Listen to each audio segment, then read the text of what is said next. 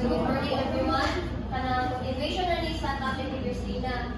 Dili na lang ko ni siya basahan na. Ako na lang siya ikuan. Basta kay kanang just like sa I preposition, ang O preposition, kay dili siya maka-complete sa full cycle sa inversion. So, it may seem like kanang it's processing through aversion and conversion, but mahit gyapon siya ang kanang bitang iyang end.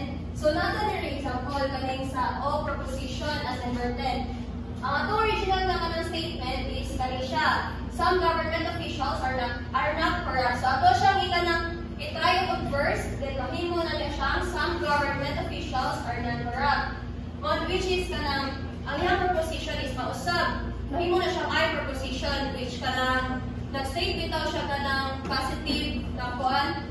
And then, if ato na sa siyang ikuan sa kanang simple conversion, mahimo na siyang some non-corrupt individuals are government officials.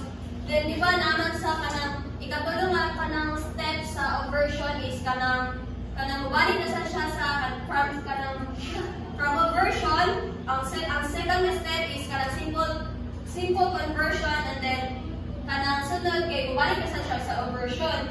Then mo na siya nahimo na sa siyang some non-corrupt individuals are not non-government officials. So since kay nahimo naman siyang kanang O preposition balik, then dira na siya mag-end ang atoa kanang process kay so sa like E and I preposition, ang O preposition wala siya kanang inverse. So kanang as soon as the process ma-reach na siya sa second version, dira na siya makuha. So in short, if ato ka sa second version, ang ihang process kay dili na bitaw siya ma-continue.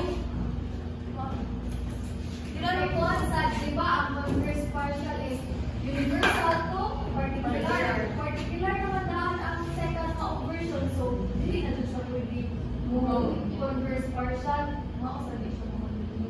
Basta kay as soon nga mas ma-reach na nato kanang ikatuhan yung version, mahimo na siya O preposition balik, then dili na siya ma-continue ang process, dili na siya